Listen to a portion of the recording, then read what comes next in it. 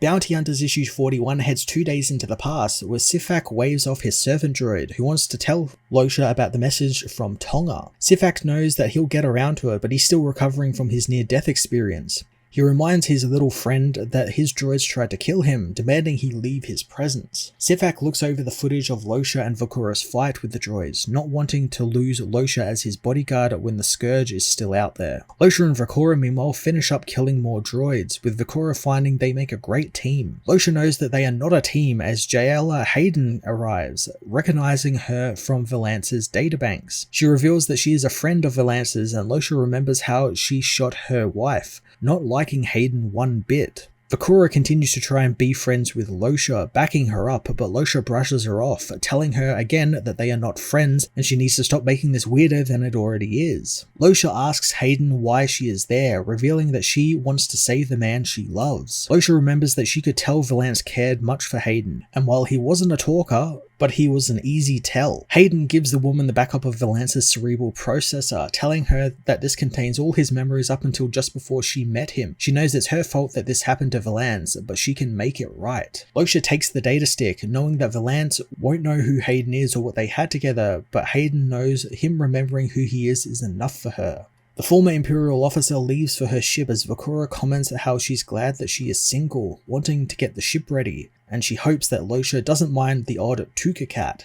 Losha again reminds her that they aren't a crew, they don't even know where Tonga is, but luckily Sifak's droid can help out, offering up the message Tonga sent to Losha. On Epiconia, the Scourge-infected Valance tells the captured Tonga that it lost so many experiments, but now many of the organics survive the conversion. However, they need more minds. Tonga tries to get through to Valance again, wanting him to remember who he really is, but the being tells her that Valance is long gone, and his cerebral processor was wiped before they even entered his body. The Scourge doesn't want her to mourn Valance, since he couldn't have learned how to subdue organics without a perfect cyborg like Valance. The Scourge knows though that they will now have no limits and will consume even more now. As the villain continues to monologue, it grabs Tonga, and the woman manages to pocket one of his keys from his pouches. Valance finds the human's ability to cling to hope an admirable trait, and one that will serve him very well. A buzz droid activates and gets ready to experiment on Tonga, but she manages to get the key into the restraints, unlocking her arms. She grabs at the buzz droid's arm, slashing Valance across the face with it. A droid comes at her with a blaster rifle, but she easily disarms it and takes the weapon.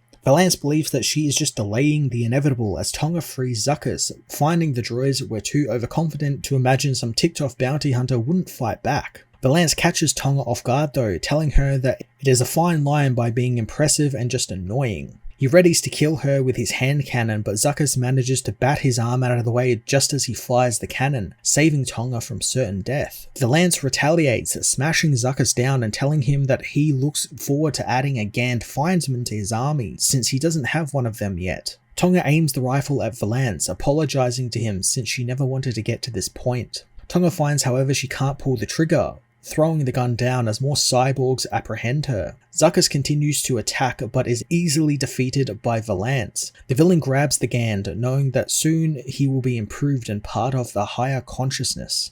A nearby droid spots a Tuka cat come out of an air duct, not having any records of them being native to Epiconia. He tries to shoo the cat away, but it's revealed that there is actually several other Tukas and they all have thermal detonators in their mouths. They drop the grenades, which soon blow up, blowing a huge hole in the side of the building. Valance demands to know who dares attack him as he is speared to the side of a container by the arriving Vakura and Losha. Tonga is happy to see her wife, but confused as to why Vakura is with her. Losha promises to explain later, and they all have plenty of time for Tonga to beg for forgiveness, but they have more pressing matters to deal with at the moment.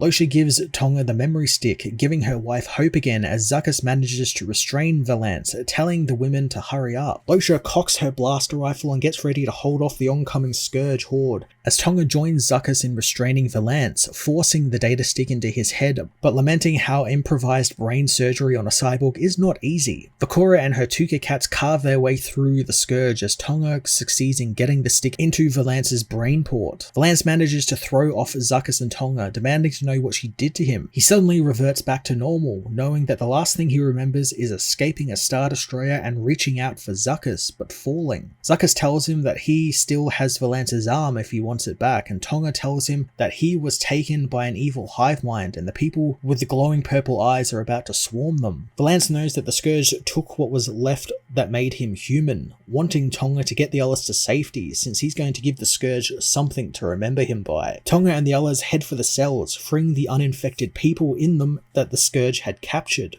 Tonga hopes that Losha came to rescue them in a big ship since there is a lot of people as Valance blasts his way through the Scourge, who think that he showed so much promise, but he turned out to be just too human. Valance isn't too impressed, running out of droids to destroy. Tonga and the others manage to get out of the facility as it explodes, and Valance walks away from the wreckage, quickly swarmed by his friends as they all hug him. He wonders what the hell he missed as Vakora notes whatever was possessing the droids is now gone, so it's back to just plain old Empire, syndicates and assassins plaguing the galaxy, which means a more lucrative business for them all. Tonga apologizes to her wife for doing what she did, but she ended up saving her in the end and she doesn't deserve her. Losha quickly agrees that she probably doesn't deserve her, but Tonga can work on making it up to her. Vakora again tries to act like they are all a team, relenting and deciding to just call themselves allies who might occasionally have each other's backs once in a while. Valance meanwhile finds the etchings of the team he made a while ago, told by Zuckuss that Bosk tossed them from the ship when he betrayed them. Valance recognizes the etchings except for the one of Hayden, but then he begins to remember who the woman is and who she was to him. Tonga suggests that they move out before the Imperials lock down the planet, and it seems like they all have to go their separate ways. They can't even go after Kel and the others since she took their credits and ship and they have no idea where she went. Zuckuss plans on going to find 4LOM as Losha wonders if this is it for the team, but Valance tells him they have one final mission: to help his old friend Han Solo.